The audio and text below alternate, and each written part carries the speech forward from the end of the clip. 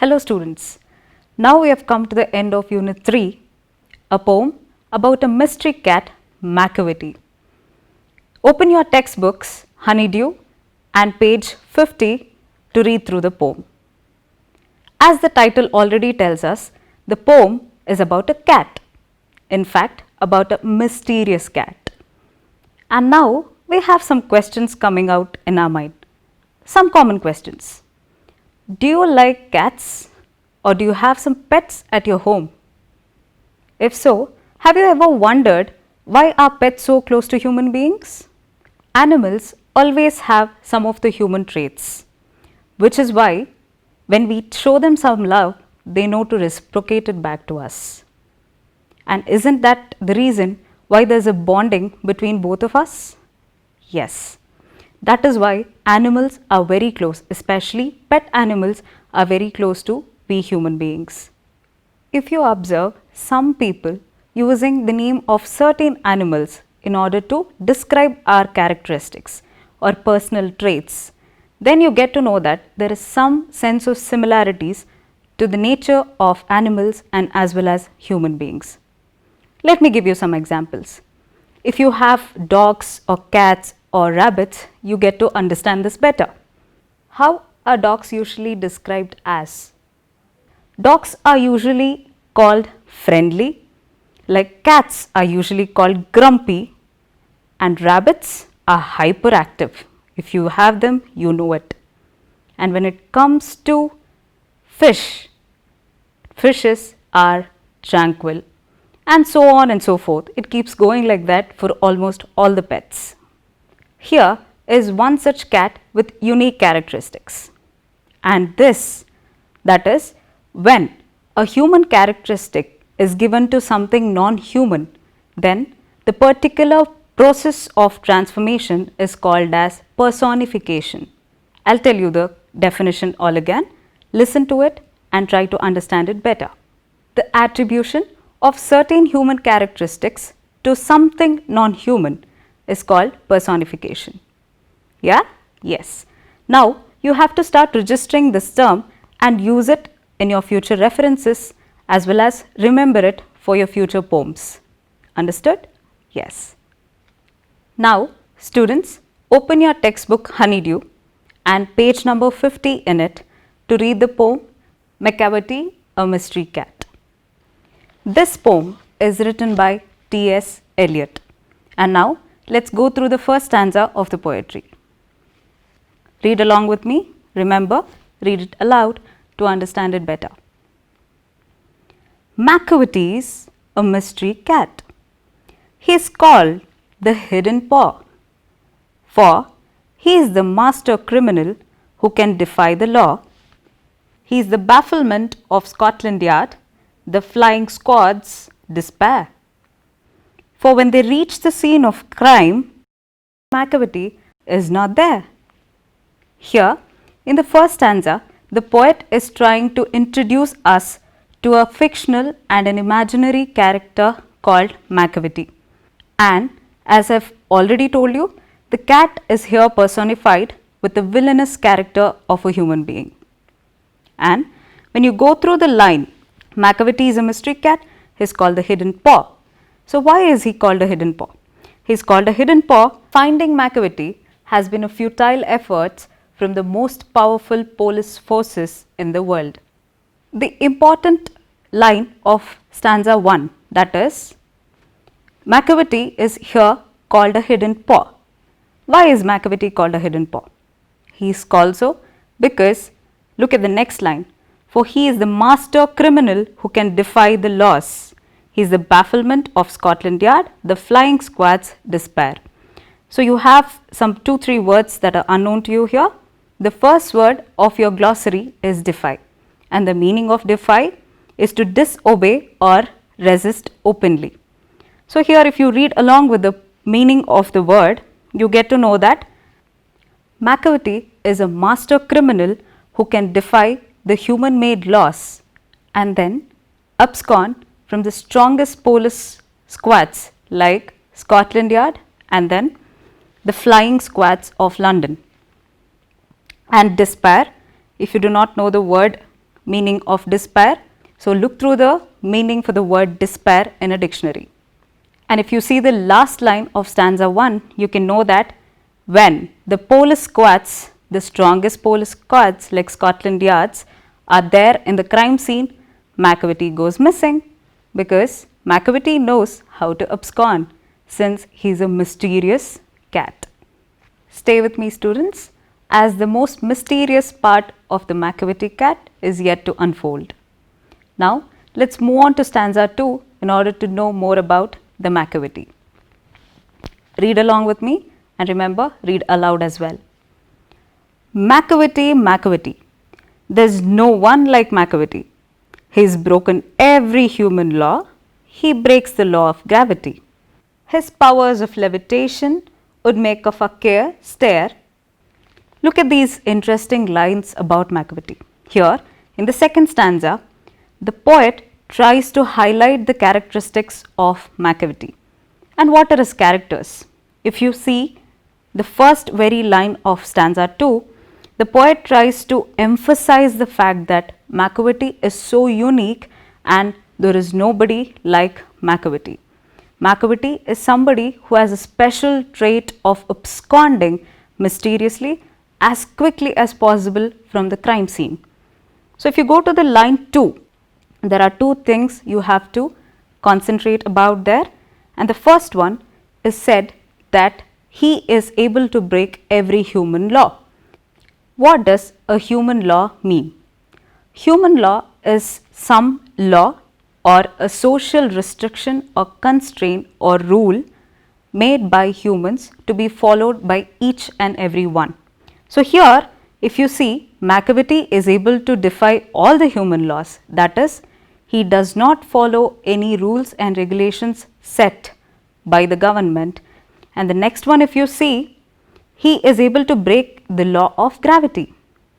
Not just the laws made by humans, but Macavity is also able to break the nature's law. What is the nature's law here? Nature's law, as mentioned here, is the law of gravity. And Isaac Newton's law of gravity, very roughly, to state it very roughly, means every particle in the universe is attracted to every other particle. Yeah, I repeat, is roughly stating every particle in the universe is attracted to every other particle. And when you connect it to Macavity, Macavity is a cat who does not get caught by anybody. Look at the next line here. His powers of levitation would make a fakir stare. What is levitation? According to your glossary, look at the glossary. The fourth word in your glossary is levitation, and the meaning of it is floating in the air without support. And when will you be usually able to do that? You will be able to do that when you have some special powers. And in the yogic form of life, it is believed that continuous meditation and a control of your body, the balanced form of control of your body, will make you or help you reach that level of balancing your body in the air. And such people need serious dedication and extra power among themselves in order to create that effect. So, here such levitations, Macavity has such power of levitations, which means that he is not at all very normal like any one of us. And this particular thing would make a fakir. Who is a fakir? A fakir is a self-reliant religious person who lives on alms. Okay? I repeat, a fakir is a religious self-reliant person who lives on alms. Is that right? Yes. And when you say that a person who is so religiously self-reliant, the person is able to handle everything without any worldly pleasures or astonishment. But here, Macavity's powers, especially of levitation, is very astounding to the fakir himself. Look at the next 4 lines of stanza 2, that is the last 4 lines of stanza 2. And when you reach the scene of crime, Macavity is not there. You may seek him in the basement, you may look up in the air. But I tell you once and once again, Macavity is not there. So, here the poet uses the stress on the same line, saying, whenever you reach the crime scene, wherever you search the McAvity for. For example, wherever you search McAvity for, be it the basement, like the next line suggests, be it the basement, which is either a place, the downmost place of a building. So even if you try to find McAvity beneath the earth or above, look at the next continuation of the same line there. You may look up in the air. Already in the previous few lines, we have learned that McAvity is capable of levitation, that is, floating in the air. So even if he knows the art of floating in the air, when you look up for McAvity in the air, he is not there. He is missing from the entire crime scene. So here the poet again is emphasizing or re-emphasizing to us, saying that McAvity, wherever you go, wherever you see, either up above on the sky or below or beneath the earth, wherever you see, McAvity is missing. He is not to be seen anywhere. I am assuming you are all with me again in order to know more about the mysterious cat McAvity. Now let's go to the third stanza of the poem. Read along with me and then see what is to unfold about the McAvity. McAvity is a ginger cat. He is very tall and thin. You would know him if you saw him, for his eyes are sunken in. His brow is deeply lined with thought. His head is highly domed. Here, entirely in stanza 3, the poet tries to describe the appearance of the McAvity cat. So if you look through the lines 1 and 2, McAvity is a ginger cat. What's a ginger cat? You might be wondering, what is this to do with a ginger and a cat, right? Yes, it's not altogether the same. Ginger cat is a breed of cat which is usually the breeds you see on streets, that is thin and long.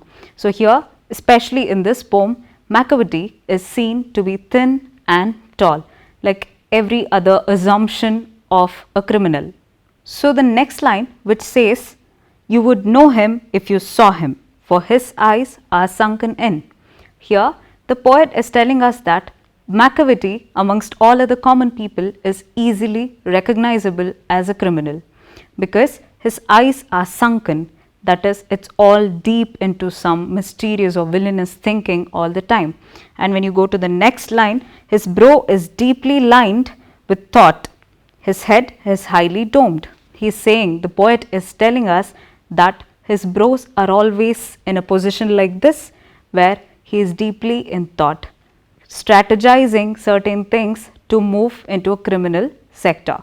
So McAvity's criminal brain is always on the verge of process of thinking and rethinking and strategizing for new crimes. That is why the poet says that he is very much recognizable among us. But yet McAvity is the only person whom we cannot find anywhere in the crime scene. Look at the next 4 lines to be followed in the same stanza. His coat is dusty from neglect. His whiskers are uncombed. He sways his head from side to side with movements like a snake. And when you think he's half asleep, he's always wide awake. Here, the poet goes on to a deeper description of the appearance of McAvity. Look at the first line, where he's saying that his coat is dusty from neglect, which means that McAvity is a cat who does not care about the clothing at all. He is as ignorant as possible and has free will to go anywhere the way he is shabbily dressed. So in the next one, if you see, he says, the next part of the same line, he says, his whiskers are uncombed. So when you are saying that his whiskers are uncombed, it means that there is no part of self-grooming for McAvity.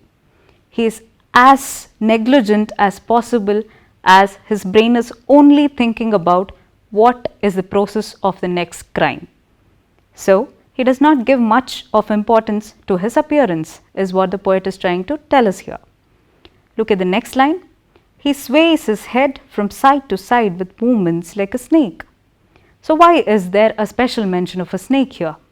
Because snake, when it's moving its head from side to side, is said to be very actively thinking and wanting to go for hunting its food, right? And that is why it's a special mention here saying Macavity is like that snake which is wanting to go on for hunting and grabbing something for his stomach or probably for his satisfaction. And that is why Macavity is always somebody who is into some deep processing or thoughts.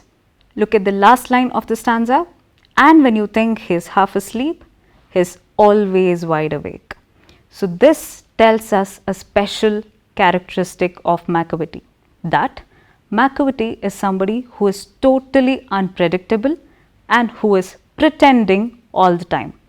That is, Macavity might not be sleeping at all. He might look like he is asleep, but then he is always half asleep, which means that he is still conscious of whatever is going on around him, right? That is what says the last line of this particular stanza. We have now come to the last part of the poem. Now, let's read the last stanza of the poem. I am sure you remember to read aloud with me. Macavity, Macavity, there's no one like Macavity, for he is a fiend in feline shape, a monster of depravity. You may meet him in by a street, you may see him in by the square, but when a crime's discovered, then Macavity is not there. Yes, the last part of the poetry tells you a very different perspective, at least in the last two sentences. So let's see what it says. So in the beginning, when you are saying, the poet is completely summing up the entire narrative of the poetry to us. Again, re-emphasizing that Macavity is somebody who is very unique and somebody who cannot be caught by any one of us. So when you look at the first line, Macavity, Macavity, there's no one like Macavity, saying that there's nobody as equivalent to Macavity because he is certainly unique and perhaps the only possible criminal who can be defying all the laws in order to abscond. For he is a fiend in feline shape. This is a very tough line as there are two different words or difficult words for you to comprehend. The first word, fiend, which is the fifth word in your glossary, read through it. The meaning of it is devil. And the second word in the same line is felon. The sixth word of your glossary, read through the meaning of it. It says of or relating to a cat. Here, now read the entire line along with the meanings given in the glossary. It says, for he is a devil in a cat's shape, right? When you read it along with the meanings given there, he is a devil in a cat's shape, a monster of depravity. What is depravity?